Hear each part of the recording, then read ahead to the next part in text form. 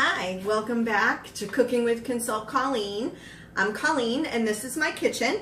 And today we're going to have lots of fun today because we're going to make some vegetables. I have here some broccoli and butternut squash. Butternut squash is my absolute favorite. Use it all the time. I cook it in a million different ways. Today we're going to roast it in the oven with the broccoli, and sometimes I go a little sweeter, and today not so much. Today we're going to do a little more spicy. So I'm going to start out with mixing my dry ingredients because that's the way I like to do it best.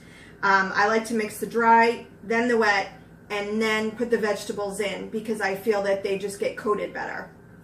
You don't have to do it that way. It's the way I like to do it.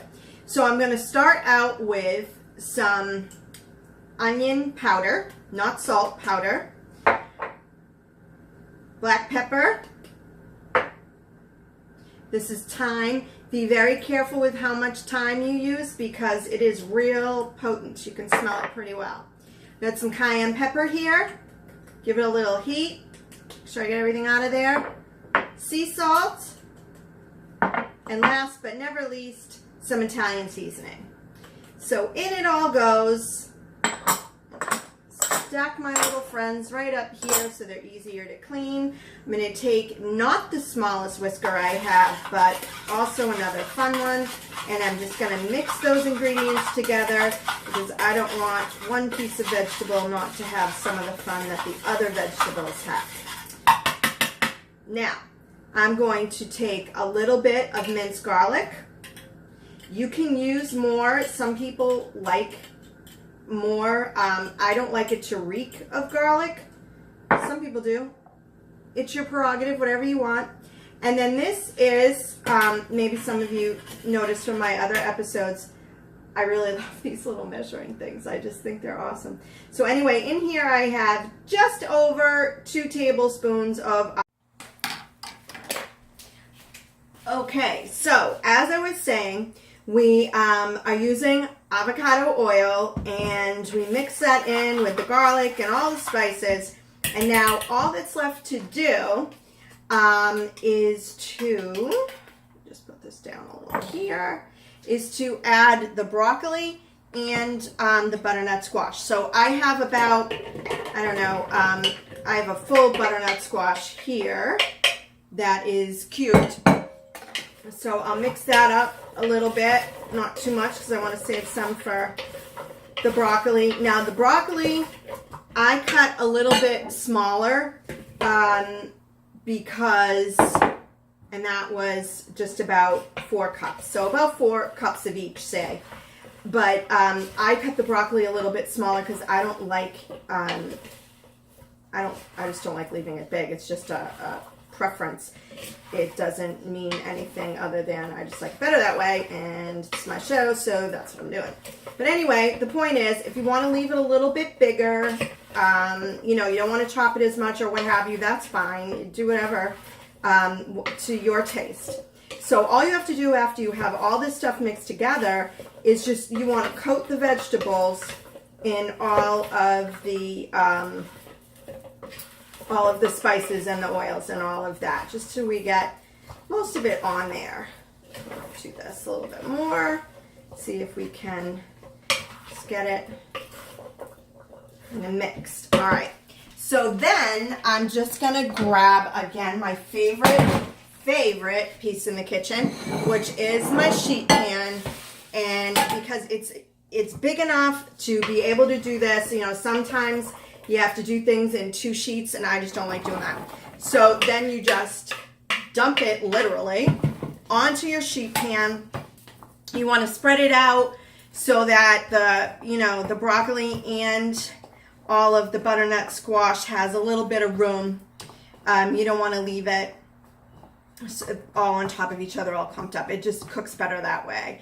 So, and I like, broccoli retains most of its vitamins and minerals when you roast it, as opposed to what it loses if you put it in the water and then everything soaks up. So I feel like I'm doing a good deed for myself when I roast it instead of steam it. Although I will say I love steamed broccoli and I love the color it comes out and it just tastes good and looks good. But this, you know, they do retain more nutrients this way.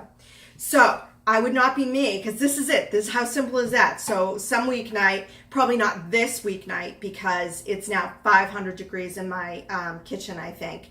And I'm really starting to get super hot. So I will make this quick. But I wanted to talk a little bit about a spice, because that's what I do. And my spice today is pepper. And I'm going to tell you why. I have pepper right here. I'm going to show you. I have a couple of different things. My husband, he loves organic pepper. I don't think it makes huge amount of difference. Some people do. You're welcome to buy organic. I didn't. Don't tell him. But anyway, I have 2 different kinds. But it's basically just ground black pepper.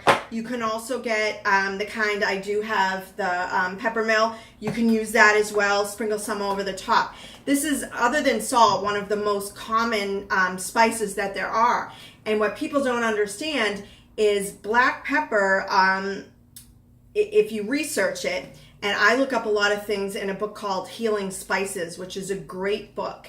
And it is by Dr. I'm going to butcher his name, but I believe it's Agarwal. And he has done a lot of research on a lot of different spices. And one of the things he says is that research is showing that black pepper may help those folks that have arthritis. It may, I'm like doing a cheat sheet here, but, and it also may do a lot of other things. But the thing that I found most important, other than arthritis, because that's pretty important, a lot of folks suffer from that type of inflammation. But one of the things that I really liked about it is it helps you absorb other nutrients. Because what you don't realize sometimes, or what I don't realize sometimes, is just because I'm putting all this great stuff into my body doesn't mean that my body's absorbing it and using it. So I've talked before about turmeric and how black pepper can help your body absorb that. Well, black pepper can help you absorb a lot of nutrients. So if you like black pepper, it's easy, even if you don't really care for it, because it's a pretty potent spice. But you can sneak it in eggs, you can sneak it in vegetables, soups. You don't have to use a lot of it. And as your body gets more and more, your taste buds really gets more and more used to it, because I never used to use pepper. And I used a little bit at a time, and then I got more and more used to it.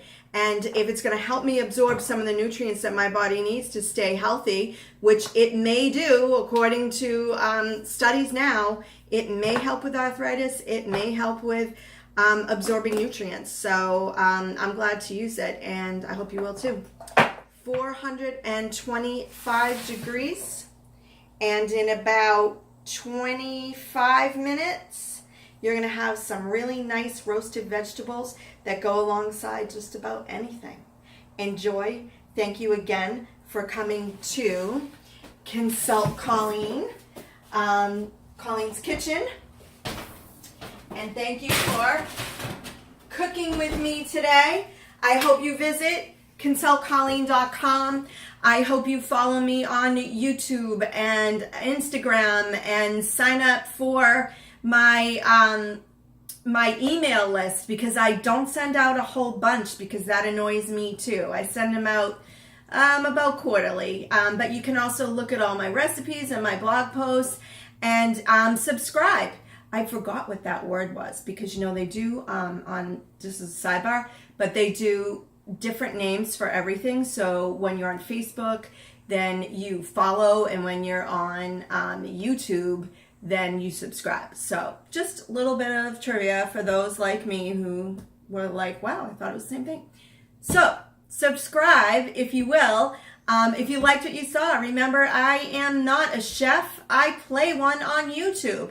But we had a lot of fun today. So please, at Consult Colleen, at consultcolleen.com, and come back for the next one. I think I'm going to do more apples next time. Thanks for coming. Have a great day.